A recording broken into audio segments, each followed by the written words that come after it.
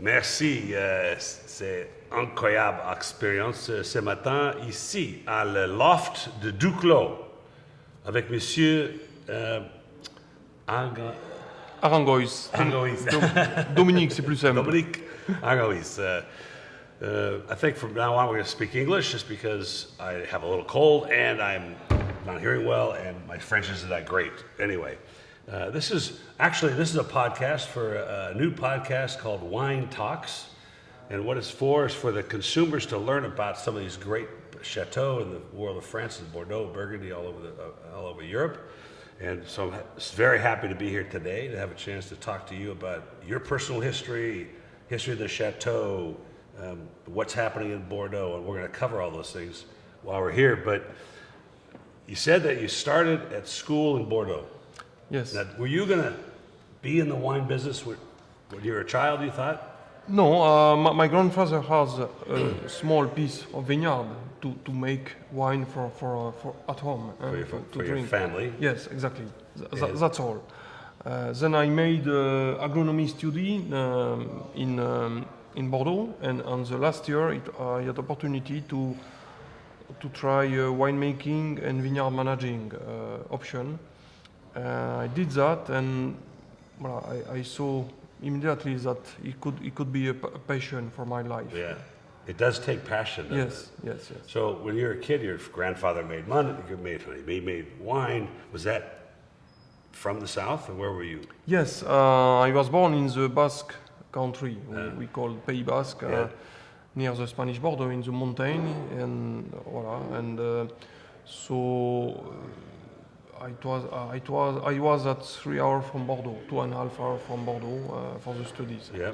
So you didn't stay in the south of France. You went to school in Bordeaux, which is a very famous university for enology. And exactly after the agronomic school called Bordeaux Sciences Agro, I went to the enology school of Bordeaux, which was famous. Very famous. To become enologist from Bordeaux. And so it was in 1992, 93. Is that when Dominique said, "Yes, I think I want to be in this business. This is very passionate for me"? Yes, it felt good. It was on that years. Yes. And did you then go to the south, or did you end up in Bordeaux immediately, or what did you do? No, I after making my study, instead of making army.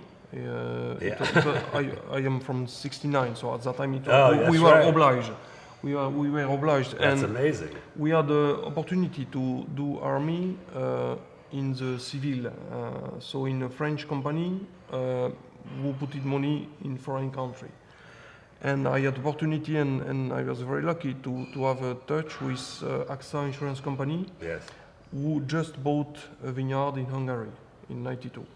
Wow. And I went there, and I was with the team of Jean-Michel Caz at that time, and his technical team managed by Daniel Yoz.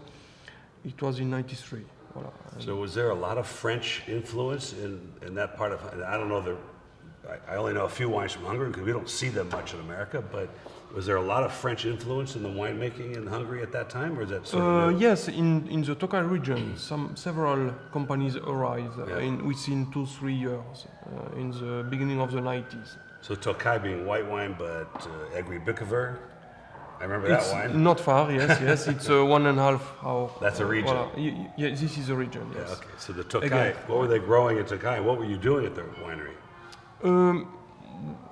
In Tokaj, I was a winemaker and also managing the estate, and I was lucky to follow the building of a new winery. Wow, so a brand new winery. From the ground up. Yes, from the beginning. exactly. I was happy to follow with the team of AXA at that time, and it was a very good lesson for me. For the following of my career in Côtes d'Estournel, because in Côtes d'Estournel also, Michel Rabier, the owner and the manager at that time, they gave me opportunity to imagine a new winery from an empty sheet. Yeah, from nothing. From nothing. That's amazing. So it was interesting. I have a daughter who's a boulanger in New York, le chef boulanger pour un petit restaurant. Donc, une nouvelle cuisine, a new kitchen from scratch. She learned a lot being able to build that kitchen so it would work for her, right? That's very important. So what a great lesson. So when you left Tokai, that's when you went straight to Bordeaux? Yes, exactly. And I arrived in January 2000, same year than Michel Rebier, the owner today. And I was in charge of vineyard managing 2 years. And I started with winemaking and vineyard managing with the 02 vintage. So it's 02. Right, it started to be. So, je pense que c'était 1993. Nous sommes allés le tour d'argent. Donc, mon père a commandé une bouteille de casse estournel 1962. D'accord. Incroyable. 62. Ah, ouais. I never tasted. Ah, j'ai jamais goûté. D'accord. Je pense que $600. It was a lot of money for me. Yeah, for that time, yes. Yes. Ah, It was really good. interesting. So that was my first exposure. La Tour d'Argent has an incredible cellar. Yeah, Incredible. incredibly listed. We went to the caves. Ah, ouais. So this current owner's been there. How long has he owned the winery? The current owner. Yes. How many years? 20. He arrived 20 in 2000. It will And be so 20. the history of Costa Estournel, parce que c'est en deuxième growth. Oui. In 1855. Voilà, exactly. In the Saint-Estèphe village, there is no first growth. It's like in Saint-Julien. Yes. And we don't know why. And so we are second growth, yes, exactly.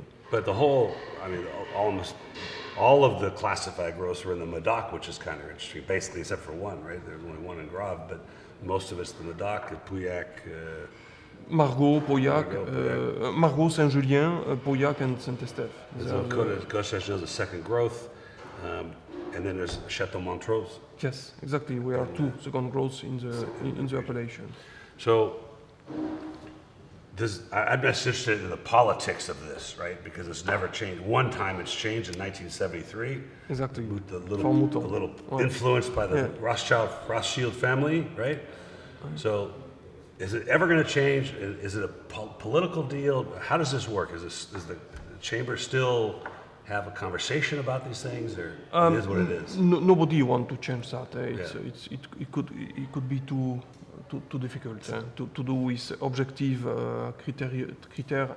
And between the second growth, you have the market and the image and the work of the owners and the wineries made a big difference. Yes. Big scale of price and quality. It's important, and Voilà, you have to maintain. Yes. And the owner, Michel Rebier, gave us possibility and money to imagine the best winery we can imagine for his wine. And so he's very ambitious for this growth. He come also for the blend, and he's with us, with the team, and but there is never question of quantity. Yeah. We have Just to do the period. best course for the years. So Napoleon III was the emperor at the time of the classification. So the nephew of the original Napoleon Bonaparte, right? I just read this story today. Okay. Actually. I learned that. It's very interesting to me because it was very controversial, it seemed like, at the time when they did the classifications, is what it is. And I think for the world of wine, it's a good thing. I think people respect the classifications, they respect the order, and I think the wineries themselves respect their position in that order. Yes, of course. But today, it's not enough to be second growth. The market, the ratings, it's crazy. Push you to try to be the best always. Yes. And, So it is a good sign. It is also good because it pushes us to always make evolutions and to always try to do our best. It's what's in the bottle that matters, right? That's what We care hope, about. we hope. Yes. Yes, of course. Well, in my business, which is everything in the mail, par poste, de vente par poste, right? And it's in America, the wine business is kind of a little crazy. It's a little mixed up. Distributions, consolidation, retailers, internet retailing is very complicated. And so everybody's sort of struggling with trying to figure this out. And having conversations with people like you, winemakers from Burgundy, from Champagne, from America as well, it's coming down to this passion that comes into the bottle. That's the way you differentiate yourself is what's in the bottle. And Yes. that's where it comes from, right? This is the key point. That's the key. You know, and the terroir gives the highest the potential of the wine you can do. You are only there to try to reveal this potential. Stay out of the way. It's like the variety. The variety, like I said, is here to not to show himself. It's here to read the terroir and nothing more. And we are here with the team to do the same. It's to read the terroir and to try to put the taste of the place in the bottle and nothing more. Not ourselves. That's not easy to do. No. And I think the wineries that continue to do that successfully were the wineries that will be successful, because it's a very difficult business, as you already know. In America, it's even more difficult because everybody thinks they can do it. And I have a competitor of mine who sells wine on Groupon. 12 bottles for $60, $5 a bottle, and it's junk. C'est merde, right? It is another world, you know. It's a totally it's different not world. easy. But the consumer doesn't know that. The consumer thinks, I'm getting wine for $5. And the experience of wine, when you taste wines like these, is not about how cheap you buy it. It's about what's in the glass when you're drinking it. Yes, right? and a big wine coming from a big terroir give you emotion. You know, Yes, it's not gives you emotion. only pleasure. And sometimes when big vintage and someday the time stop. Yes. And this And this is what wine or art can give. It is. You know? And I have friends that just built wine cellars in their house, my neighbors, very close friends of mine. But all they want is Napa Cabernet, and they don't understand how to differentiate and feel what you're trying to put in the bottle. So in the terroir, as Saint Estèphe showed us, in this seems rather diverse. And Yes. you have are you irrigating there or no irrigation? No irrigation. It's forbidden in France. So, In Bordeaux, it is forbidden. it is in Bordeaux, forbidden? Right. Okay. So we depend on the climate. We depend, you know. Right. So are you sensing climate change in Bordeaux yet, or is it pretty stable still? No, we feel that, and the way we feel that since 20 years is that the Cabernet Sauvignon ripe much easier than in the past. In the past, Cabernet Sauvignon was ripe only in the big vintage, only two years on 10. And today it's quasi each vintage that we have ripe Cabernet. And this is completely new, and it could be impossible to imagine that 20 years earlier to say that. Really? That's interesting. So Cabernet Sauvignon was on limit ripening region, and now with this warming, we see perfectly that it makes ripening easier. So is it earlier? Yes, earlier and more complete ripening, And and so that explains that the quality of the tannin of Cabernet Sauvignon today is more easy to manage than in the past. So when you get to ripening, and this is something I've learned as well through these interviews, we're no longer relying just on the sugar content. We're looking at, and I noticed you mentioned downstairs that you're using the fermentation starting on the whole berry. You're using the indigenous yeasts already. Yeah, at the beginning, yes, right. So it's already happening. But a lot of winemakers are talking about the thickness of the skin, the pH of the skin, the of acids course. in the skin. We make all this analysis, of Calculations. course. Right. And we taste the berries also. And this is a mix. And also we have we have meteorological stations, and we know we also calculate the temperature sum, the total temperature Wow. amount, and that gives also an idea of when theoretically the grapes is ready. So we need different key All kinds of keys. to make the good And the taste decision is- also. You go home at And- night with grapes for dinner? Just take... No. We go through the vineyard and we You taste. taste it. And what is interesting is this is also the experimentation and the link we have with each block. You know, a block is like a person, and we know a block and a terroir, and a part of terroir has the bad side of his good side. Yes, you know, right, yes. we are. It's like a I person, understand, yeah. and a big terroir is not perfect. And all our life we have to try to understand the bad side of each block and to fight against that. And And so- this is this relation of each block and the memory that push us also to decide to harvest or not each block. That's interesting. So the contribution of that block to the ensemble, right? To the bottling, the melange. So, is it organic? No, we stop using herbicide Yeah. So 4 years ago. So we no herbicide. We work with the soils. We cultivate the soils. We use a lot of grass, and when the soils is too rich on stone and we want to keep the water, we cultivate. We plow, and then we use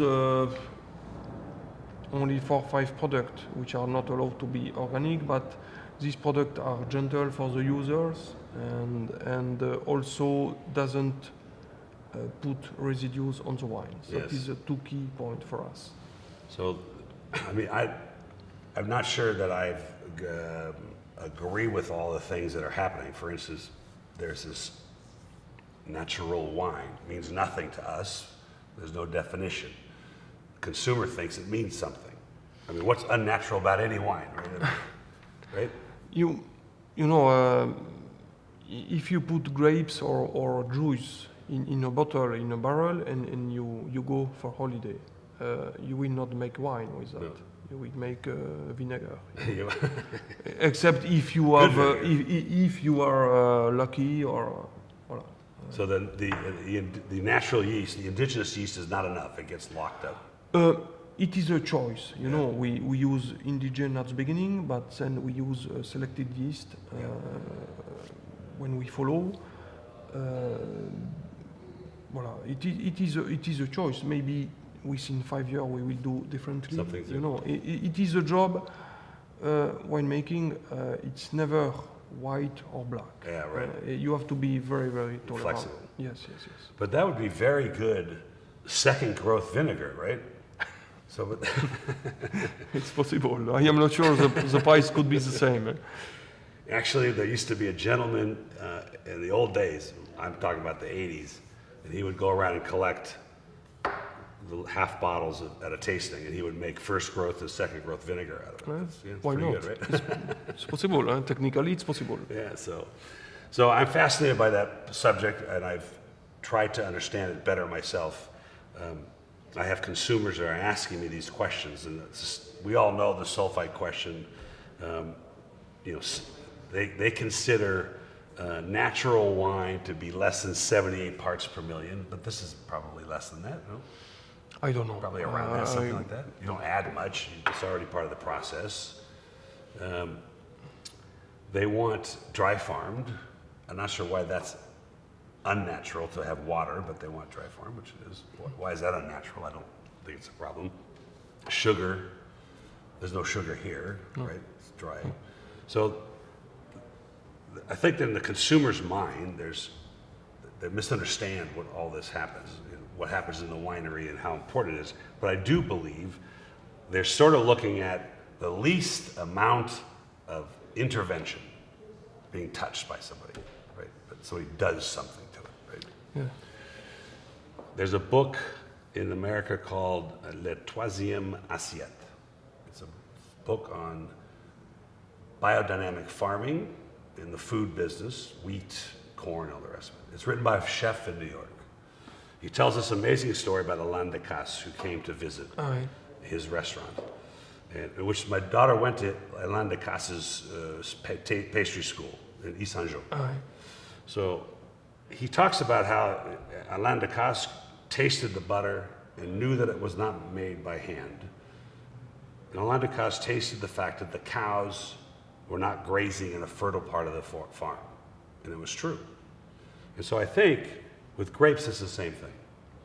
That eventually, you need to taste where it's from.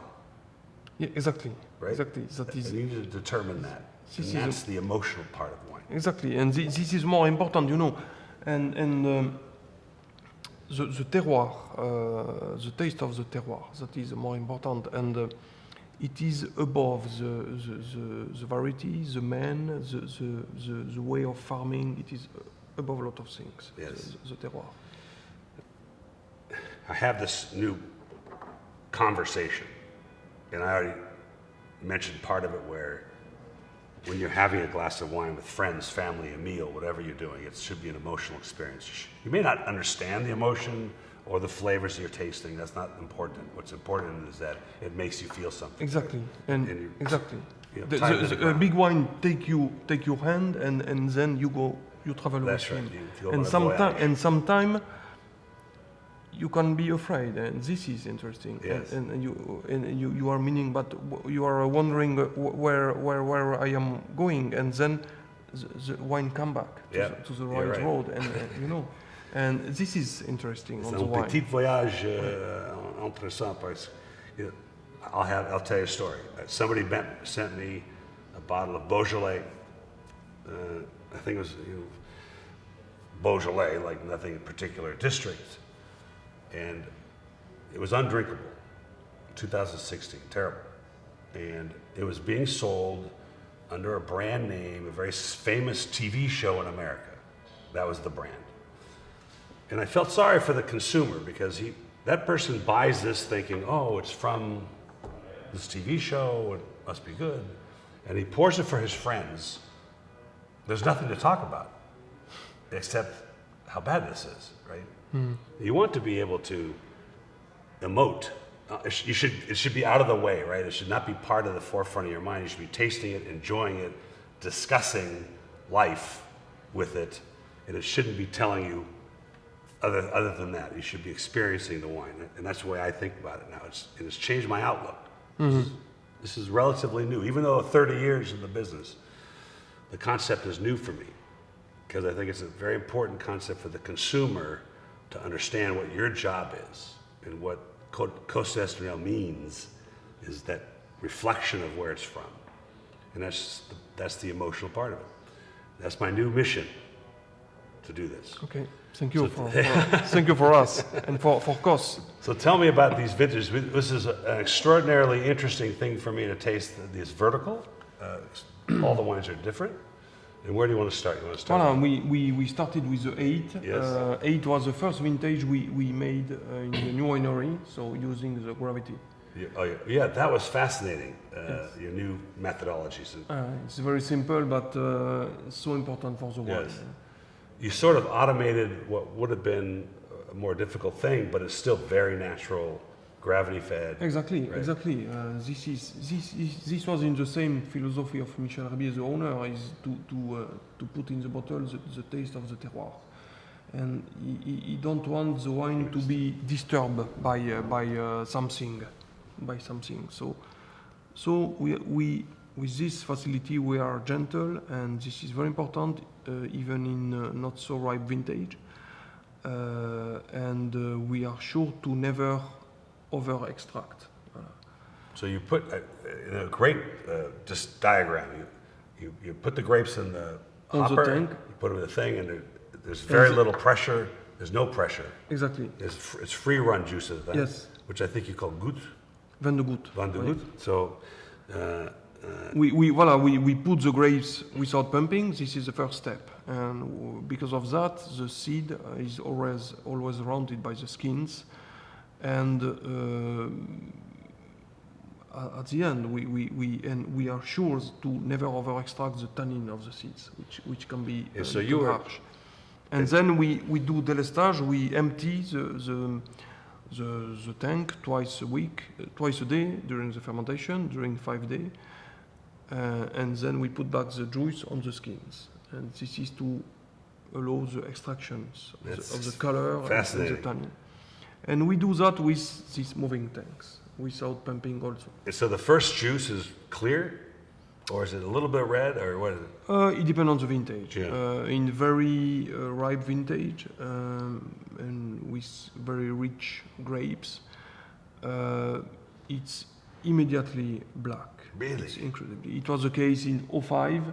It was the case more recently in 16 and 18. Fascinating. Right. And the 08 less color. Yes, needed more time. Yeah. More time, but it is a surprise to see how the wine is alive today. Well, it's 10 years after.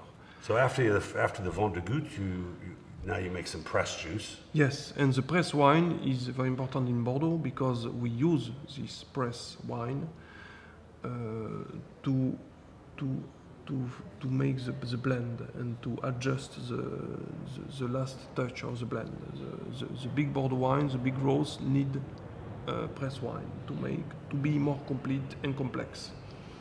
So if I was to take, just for fun, the free run has started to ferment a little, no, because of the yeast on the skin. Yes. This is the step where it's before fermentation, yeah. Voilà. And then before working of the wine. Yes. So if I put a glass under the vente de goutte and a glass under the pression, yes. What would they do? The press wine has usually more tannin, and it is not the same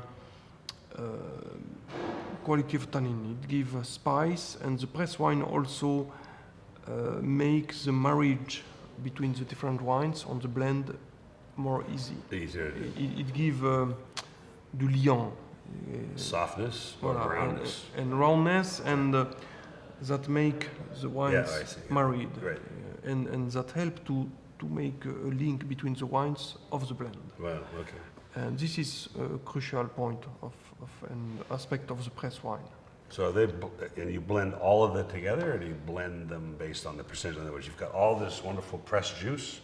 And No, all we have several blending sessions with the team and the owner, Michel Rabier, and we try and we do our best. We don't care on the variety, never. We look after what's the variety inside. But we build the cost we imagine the best in each vintage, each vintage. Fascinating.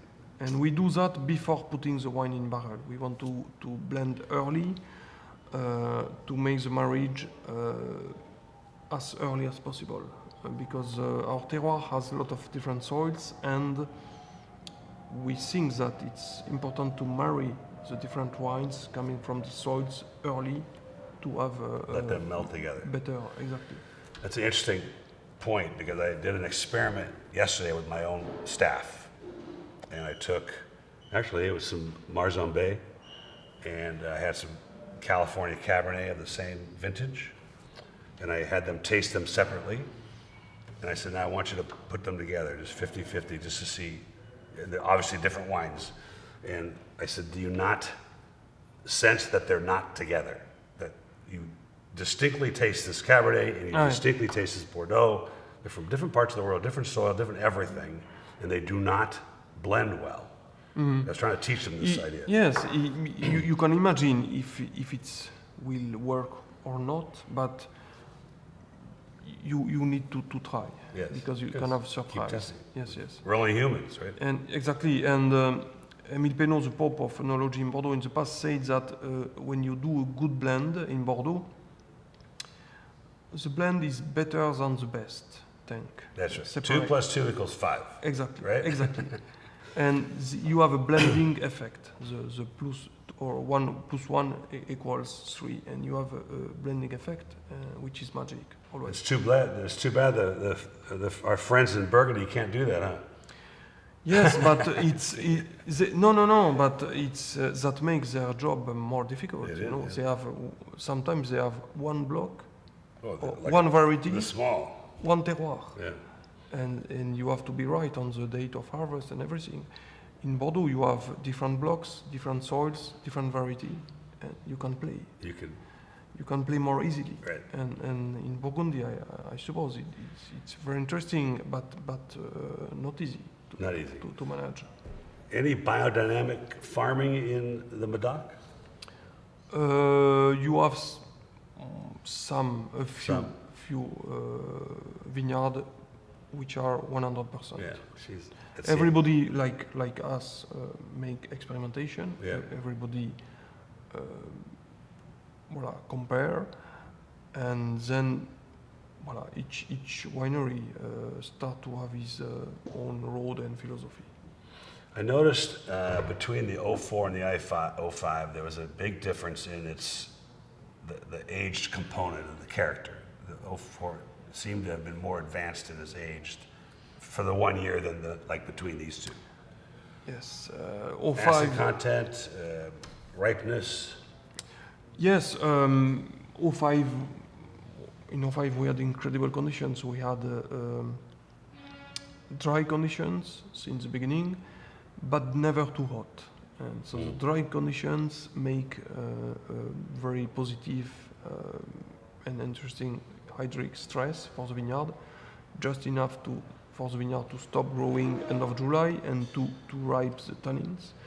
And the not too hot conditions keep the fruit. Yes. And this combination in Bordeaux can be magic. Yeah, it was great. They're all great. Well, it's been fascinating. I was really intrigued also by the 16. I mean, when I put my nose... It's still a baby. Yeah, and it jumped out of the glass. But this was a great vertical for us. Yeah, it could be very interesting to taste the 16 within 10 years, 10 years after. Right, the 50 and the 40. Yeah. You know, and with the wine, this is also an interesting side.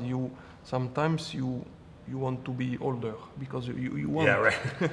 and voilà. C'est vrai, t'as raison. Well, absolument incroyable pour cette discussion. J'ai apprécié. It's a pleasure to speak with you. Je pense que je vais acheter dans 2-3 casses pour mon ami Thomas Coutier. Hein? Okay, Merci beaucoup. thank you. Au revoir. Fin.